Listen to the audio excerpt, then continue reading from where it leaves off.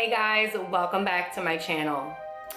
This episode is about Timmothy Pitzen. Timothy was a 6-year-old little boy when he went missing. He was born October 18th, 2004 to the parents of James Pitzen and Amy Pitzen. This case takes place in Aurora, Illinois. I cannot say that, so don't judge me. Timothy was their only child. Jim and Amy had a long-distance relationship for almost a year before they finally moved in together. So when they did finally move in together, Amy became pregnant. That's when they went and got married. She admitted early in the relationship with James that she was battling depression. Depression is not new to her. She has been battling it for a couple years prior to getting with Jim. But Jim thought the relationship had potential because he thought her being with him, that he could help her bring her out of the darkness that she was in. Amy tried to commit suicide unsuccessfully, and Jim still stayed with her. He still stayed by her side. Once Timothy was born, Amy's depression sort of faded. She became happy again. She loved life again, but soon after, sadly, the depression came back in. Jim and Amy would have arguments all the time, and every time they would argue, she would always threaten Jim with divorce. She recently reconnected with her ex-husband, so Jim ended up finding out, and because of all the times her threatening divorce, he threatened Amy with divorce, and he also threatened to take Timothy, and he told her that a judge would grant him full custody because of her mental health issues, and she believed it. This might have caused a mental break in Amy because Timothy was the light of her life.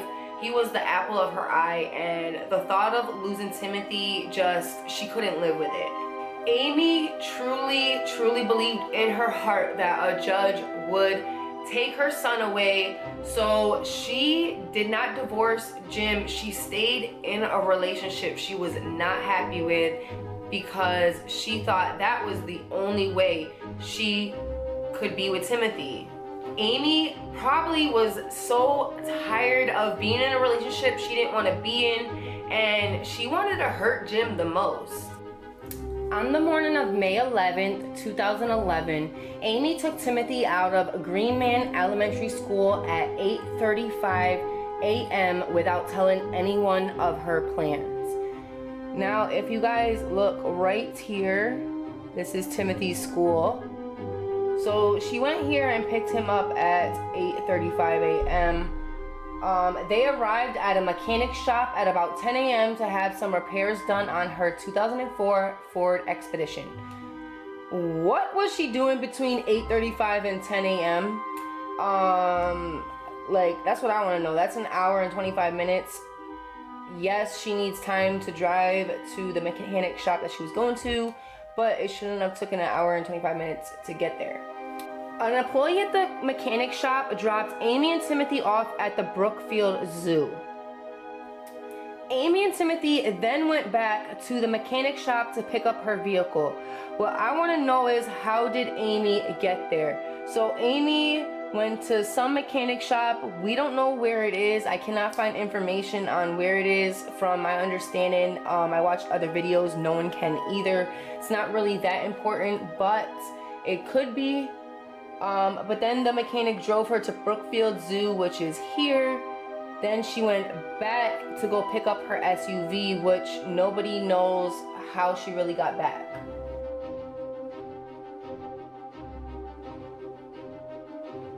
Meanwhile, Jim goes to Timothy's school to go pick him up, and Timothy's not there. So he calls Amy's phone numerous of times and she's not answering. So then he goes to her job, and that's when he finds out she didn't even go to work that day. She called out sick. So that's when Jim decides to go to the police to report them missing. At 3 p.m., Amy drives with Timothy to the Key Lime Cove Resort in Journey, Illinois. So she drives up this way north to this right here, the Key Lime Cove Indoor Water Park, where they spend the night. On May 12th, 2011, Amy and Timothy stop at a department store in Racine, Illinois. She buys him clothes and toys. She then stops at a Quick Trip in Johnson Creek, Wisconsin to get gas and drinks. They then arrive at the Kalahari Indoor Theme Park. The next morning at 10 a.m., she is seen on security footage, which is on May 13th. They're seen in line waiting to check out. They both seem fine and content. Amy is not heard from again until 1:30 p.m. Down here, her cell phone pings off a tower in the Rock Falls, Sterling, Illinois area. So, from checking out at 10 a.m. and then from her cell phone pinging to the Rock Falls area, it would have taken her about 3.5, 4 hours to get to Rock Falls from the Kalahari Park. So the time does add up. The time gap between this time does add up with her driving to Rock Falls. Amy made several phone calls. Amy had made several phone calls to her loved ones. She called her mother and she said that she was not in trouble and her and Timothy were okay. And another weird one, you guys, she called her husband's brother. Out of all of the people to call, she calls him, which I don't understand why. Like, there must be a reason. I'm not sure if the police investigated him and found out the reason, or if they're even curious to know the reason. But she called her husband's brother and she said something really weird. She also tells him that they're fine, but she tells him that Timothy belongs to her. Why would she say that? She says Timothy belongs to her. It's just really weird. At 7:25 p.m., Amy was spotted at a Family Dollar in Winnebago, Illinois. And she seems to be alone, you guys. This is the first time Timothy is not with her. There is a 6-hour gap unaccounted for. So she had 6 hours. In 6 hours, you can kill someone and bury a body. You can also do an exchange with another family. So in the 6 hours, this is what she did. She either sadly killed Timothy and buried him somewhere, or she handed him off to a family, and that is where he is, and he's alive today. She drives over here to this dot to the Family Dollar at 7:25. So 6 hours go by from the last time she is seen at Rock Falls till the next time she is seen at this Family Dollar. She then goes across the street to Sullivan's food store at 8 p.m. She is seen on surveillance purchasing crackers and milk, which is right across from the Family Dollar. Guys, at 8 p.m. at night, why is she buying crackers and milk? That's just weird. And for the events that are about to occur, it's just really weird that she's going to eat. So, and again, at Sullivan's Food, Timothy is not seen with her again. At around 11:15 to 11:30, she checks into the Rockford Inn, which is now a La Quinta Inn in Rockford, Illinois. She was alone again, which is over here, her final destination.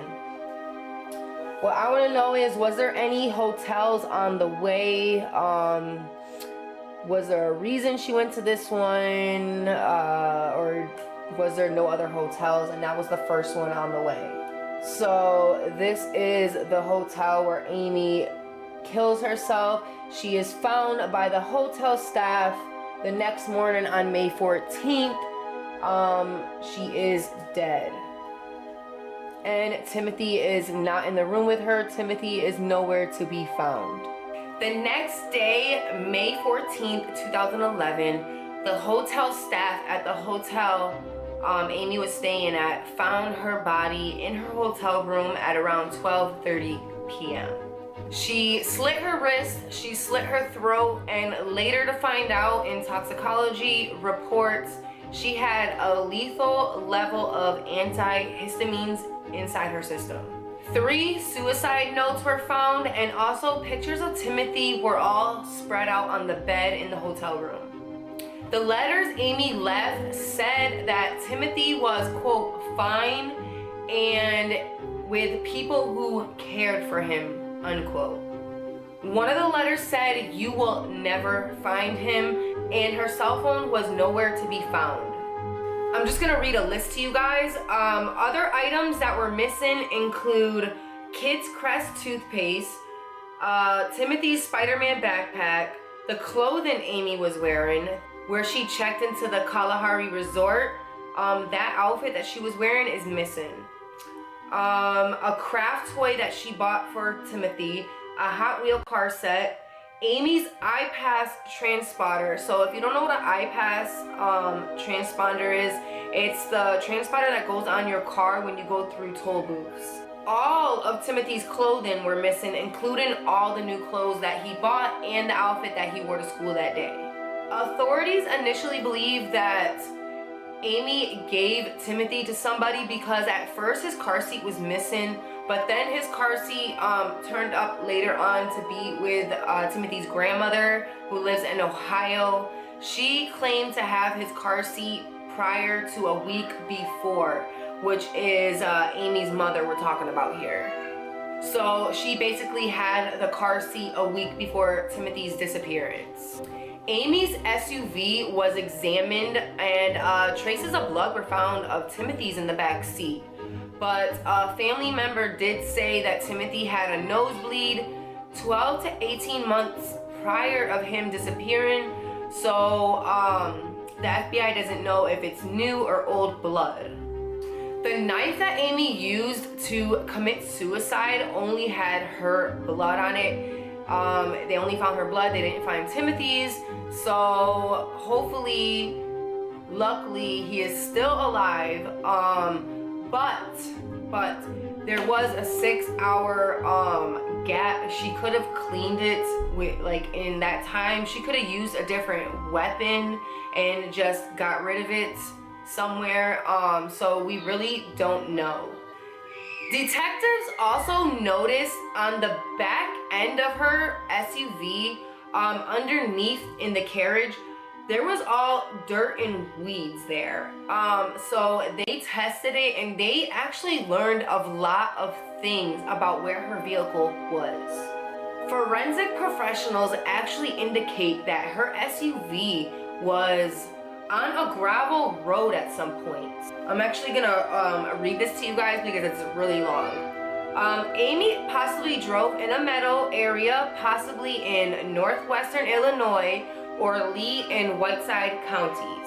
But they were also considering Mount Carroll, Ogue, Stevenson, and Winnebago counties. Sediments and plant material on the vehicle indicate that it stopped for an unknown period of time on a wide gravel shoulder, gravel road, or short gravel turnout, either adjacent to or just off of an asphalt secondary road that at one time had been treated with glass road making beads. Close to where the vehicle stopped, it backed up into a grassy meadow or field to a spot that is nearly treeless. There is also birch and oak trees in the general area, but not directly over or the spot where the SUV stopped. Both Queen Anne's lace and black mustard plants grow in a row along the border of the field or the shoulder of the road. You guys, how the heck did they figure all that out from that little bit of dirt? That is amazing, you guys. So basically, her SUV stopped in a meadow that has a road that's a secondary road that got treated with glass road making beads at some point. And she also backed up into a spot that has no trees where she stopped, but there's trees on the outline that are oak trees and birch. And also along the outside are Queen Anne's lace and black mustard plants. So basically that's where investigators think she either did a handoff there or she got rid of Timothy's body there. So they looked all over northwestern Illinois. There is a 6-hour gap to where she went missing. But I'm gonna show you guys a map, but we'll get to that in a little bit. Investigators believe Amy has been planning Timothy's disappearance for months. But at the same time, if she was planning it, why did she buy him clothes and toys along the way? Why didn't she just pack some at the house? But maybe she didn't want to pack any because maybe Jim would have saw her carrying stuff out of the house and then start questioning her.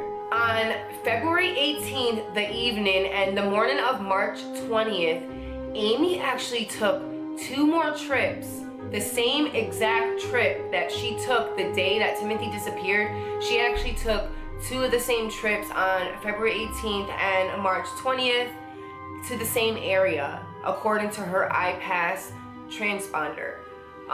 So that tells me she might have been planning this. This might have been premeditated. So she actually took the trip to the Sterling and Rock Falls, Illinois area. So authorities found an email that she opened in 2007 under her maiden name, but they didn't find anything like suspicious in the email. So Jim is baffled about Amy's disappearance and does not know where his son is. He has no idea where his son could be. Amy has reportedly suffered from depression before, and she's also left for periods of time from home before. So this isn't random for her. In the autumn of 2013, Amy's cell phone was found on the side of the route Highway 78 in Illinois. Investigators went back to the site and they looked around, but they didn't find anything else there. What I want to know is if the phone was out there for 2 years, because it was found 2 years later, how did it withhold the elements of weather? Like, it must have been raining, snowing, you name it. How did that phone survive? Because somebody actually found it and reactivated the phone for, I believe it was a mother, and she reactivated the phone for her child, and that's how they found out whose phone it was. Like, can you believe finding that phone on the side of the road? But at the same time, you gotta think about it. It's really, if you go to look at the map, which I'm gonna show you, you gotta look at the map, and where the phone was found was like in the middle of nowhere. It's a lot of farmland out there. Nobody really is gonna be walking on the side of the highway. Let's think about that. No one's gonna be walking on the side of the highway unless their car breaks down, unless they gotta stop for a quick reason or something like that. Sorry guys, my camera died. So nobody's gonna really be walking on the side of a highway, so it's not that likely to be found that quickly. So maybe it did take 2 years to find, but we will never know. Maybe her captive, maybe the people that she handed Timothy to, maybe they got rid of it on the way. Like after getting Timothy, maybe she left the phone in the belongings she handed off to the people, and maybe they noticed it and got rid of it after they left. So in Amy's suicide letter, she said that she was scared. Nobody knows what that means, but people believe that maybe Timothy wasn't Jim's child, and maybe that's why she was scared, that he was gonna find out. So let's get into the theories, you guys. So the first theory is the obvious. Maybe she handed him to somebody. Maybe she gave him to somebody. Maybe she truly believed that he could have a better life with somebody, and she also wanted to hurt Jim the most, what would be him never seeing Timothy again, you know? So that's what she was planning to do. But at the same time, you gotta think, why would she purchase all those items if she was just gonna kill him anyways? She bought clothes, toys, toothpaste, food. Why bother have your kid brush his teeth if you're just gonna kill him like in a couple days, you know? So it's really, really weird the way Amy's thinking. So it was said Amy went on vacation with a friend. Jim, for some reason, did not want Amy to go on vacation with this friend, but Amy went anyways. So could that friend have known somebody had given information to Amy for them to take Timothy? Like, you know what I mean? Like an underground, the Underground Railroad type thing for the children. You know, there is an underground thing out there for children. So I mean, we don't know. Did Amy hand him off to a Amish community?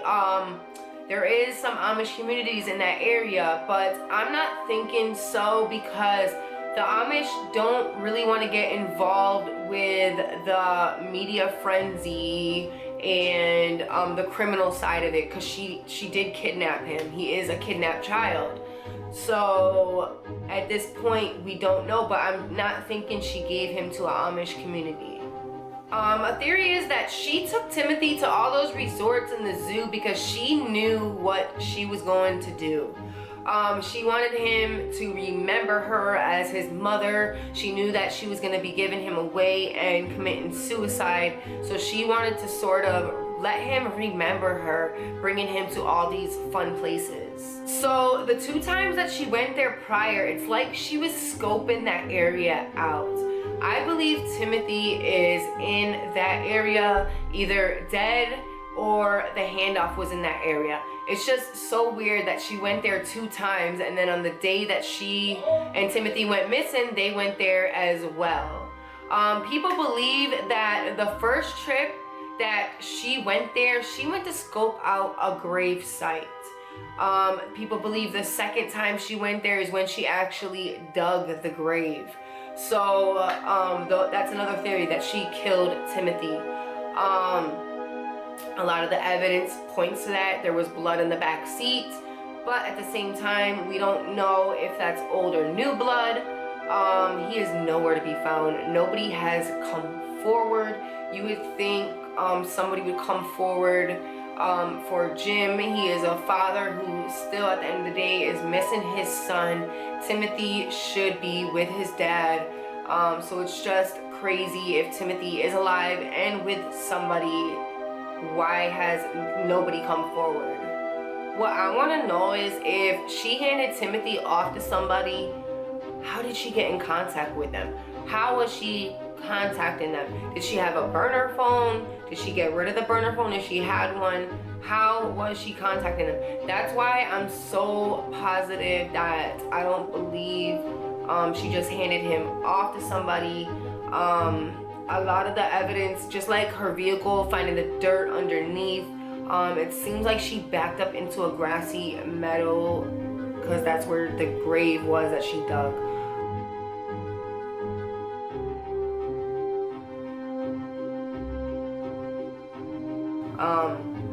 It's so sad, but at the same time, we don't know. She could have handed him to somebody. Hopefully he's still alive out there somewhere. Hopefully somebody finally comes forward, because like I said, he deserves to be with his father. She could have drove to Iowa. Iowa is right over. Iowa also does not have tolls, so her I-Pass would have not been reported of her driving that way. Her family says that she does have friends and family in Iowa, so maybe she could have drove there, because she did have a 6-hour gap. It's a strange thing. It's said that she reconnected with her husband It's just really, really weird that she would reconnect with him. Maybe she handed Timothy off to somebody that he knows. Maybe he got in contact with somebody for her and he helped her get rid of Timothy, because it's just really weird that she reconnected with him and then this happens. So from the time she made the phone calls, which made her phone ping in the Sterling Rock Falls area, 2 years later her phone shows up on the side of Route 78. Did she possibly drive north on Route 78? Then the next time she was spotted was about 6 hours later at a Family Dollar at 7:25 p.m. In Winnebago, Illinois, buying stationery. So if you guys look on the map, it's right by US 20 East. So I'm just gonna zoom in for you guys. So her phone was found 2 years later. Her phone was actually found here just north of Mount Carroll, Illinois. Her last phone calls were down here in the Rock Falls area, and then she was last seen over here in the Family Dollar after her last calls and the 6 hour gap. So what I believe is that she came up here. If she did ditch the phone, she could have did the burial or the handoff in here. She came up here after she did the handoff. She got rid of the phone, or the burial, she got rid of the phone here. And she could have even listened to Google Maps, came up here on Route 20, and then got off to the Family Dollar and the Sullivan's Food. I believe she was on Route 20 because Family Dollar and the Sullivan's Food is right off of this route. So I believe she was on Route 20 this day. And if not, maybe he's up in this area somewhere.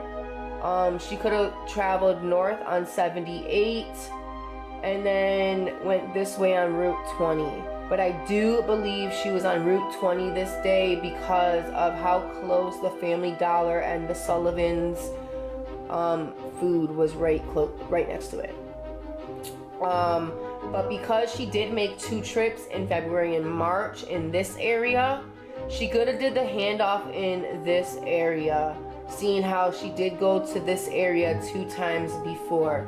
But we will never know until we do end up finding Timothy. So it's like she came. Somehow she had to have gone north to get to Route 20 East. It's like she was on that route and then came off of it, because the Family Dollar is right off that route. Like, I firmly believe she was on that US 20. She went north. Her phone was found by Mount Carroll, and she must have went north on Mount Carroll and then went over there on East 20 going east, you know? US 20 East. I said East 20. Or possibly the people that she handed Timothy off to got rid of that. Also, the path she was taking after going to Family Dollar and the food store and then to the hotel, it's like she was going home. She was right next to home. So it's like she did this big old thing to take Timothy on his joyride, and then it's like she was on her way home. It's like she wanted her son to enjoy his last days on Earth or his last days with her. It's just really, really weird that she took him to the zoo and to all these resorts. So to this day, Timothy has not been found. There's no new leads, and it's so sad. Timothy should be with his father. If anybody watching this video or anybody out there knows anything, please contact 1-800-THE-MISSING. Timothy deserves to come home. I want to thank you guys so much for watching my video. Make sure you give this video a thumbs up. It helps to recommend this video to other people who like watching true crime as well. Make sure you guys share this video. Also, hit that subscribe button if you haven't subscribed yet. And I will see you guys in my next video. Bye, guys.